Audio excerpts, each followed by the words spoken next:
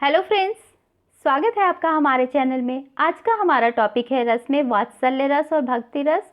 और ये हमारा रस में सबसे लास्ट चैप्टर है और इसके बाद हमारा रस कंप्लीट हो जाएगा। तो आइए हम लोग देखते हैं वात्सल्य रस। इसका अस्थाई भाव वात्सल्यता अर्थात अनुराग होता है। यहाँ पे माता का पुत्र के प्रति प्रेम, बड़ों का बच्चों के प्रति प्रेम, गुरुओं का शिष्य के प्रति प्रेम और बड़े भाई का छोटे भाई के प्रति प्रेम आदि का भाव स्नेह कहलाता है।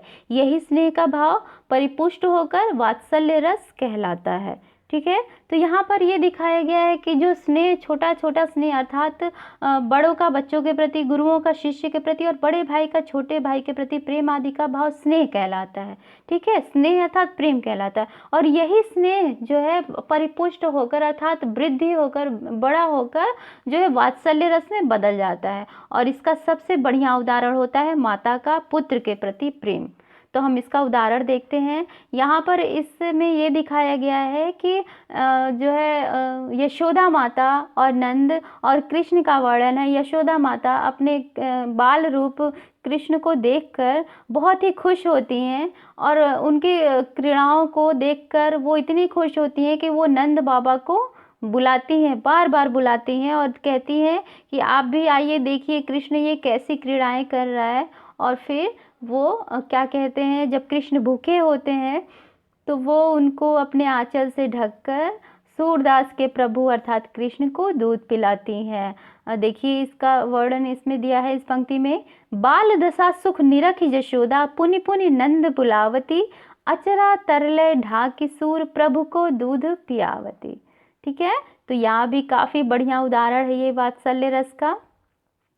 नेक्स्ट देखते हैं हम लोग। संदेशे देवकी सो कहियो, हौ तो धाम तिहारे, सुत की कृपा करत ही रहियो, प्रात उठत मेरे लाल, लडै तहि माखन रोटी भायो।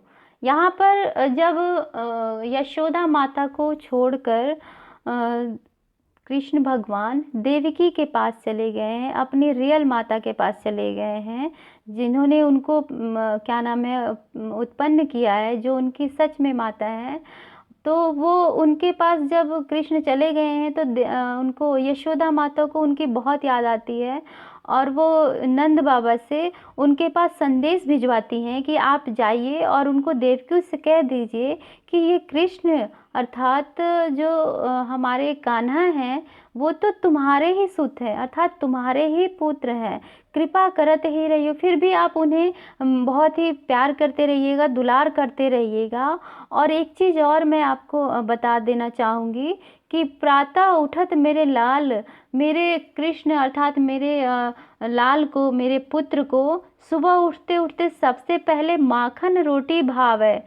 अर्थात इनको सबसे पहले उठने के बाद माखन और रोटी देना इनको बहुत पसंद है। मेरे कान्हा को अर्थात मेरे कृष्ण को, मेरे लाल को, मेरे पुत्र को, कान्हा को माखन रोटी बहुत पसंद है।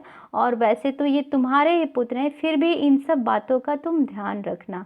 तो यहाँ भी एक वात्सल्यता का बहुत ही बढ़िया उदाहरण है कि पुत्र तो उनसे दूर जा चुका है, फिर भी पुत्र का मोह उनसे पीछा नहीं छोड़ा है। और वो वहाँ पे कृष्ण के जाने के बाद भी नंद बाबा से ये संदेश देवकी को भिजवाती हैं यशोदा माता। अब हम लोग देखते हैं नेक्स्ट रस जो है भक्ति रस।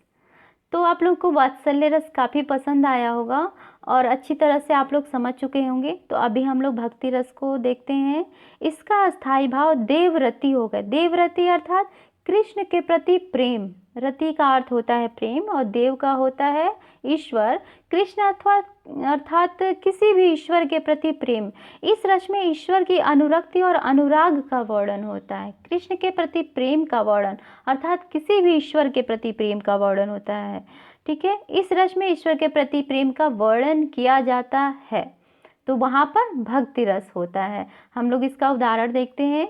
असुवन जल सींच सींची, प्रेम बेल बोई, मीरा की लागन लगी, होनी होसो होई।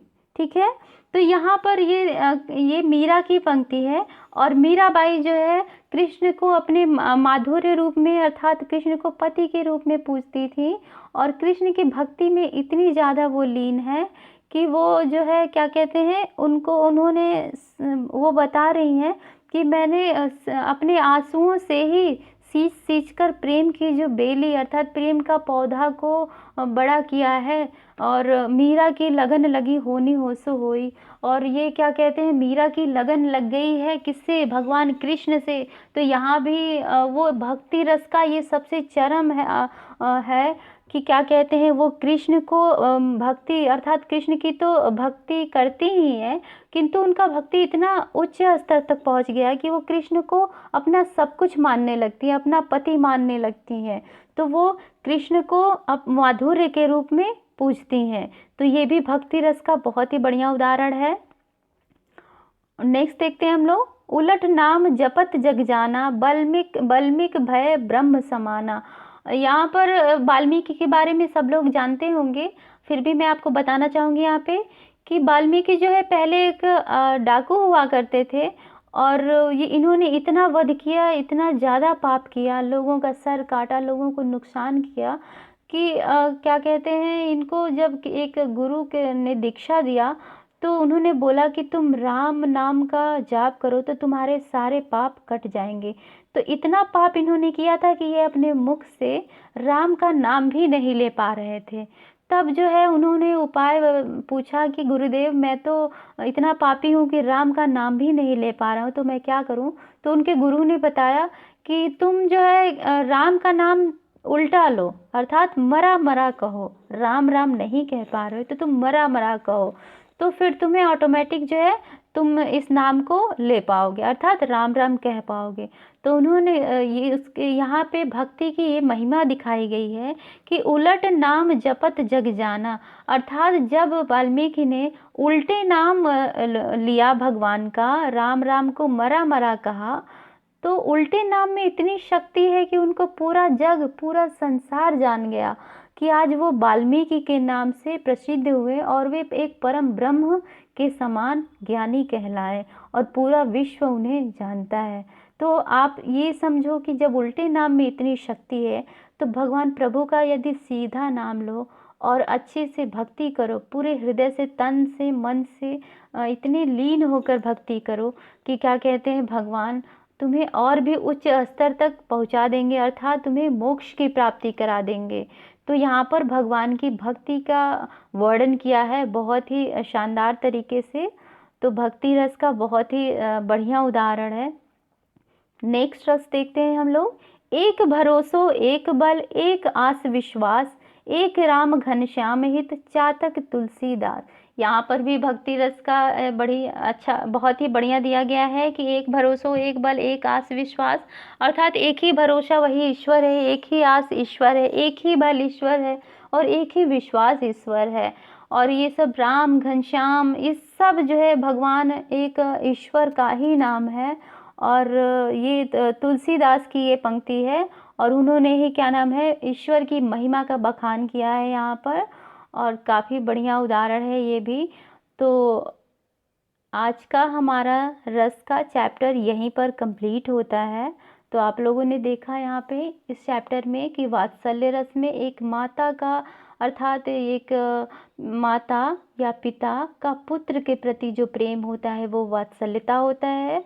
और शांत भक्ति रस में भक्ति अर्थात ईश्वर के प्रति अनन्य भक्ति का भाव जागृत होना वो भक्ति रस कहलाता है। Thank you so much.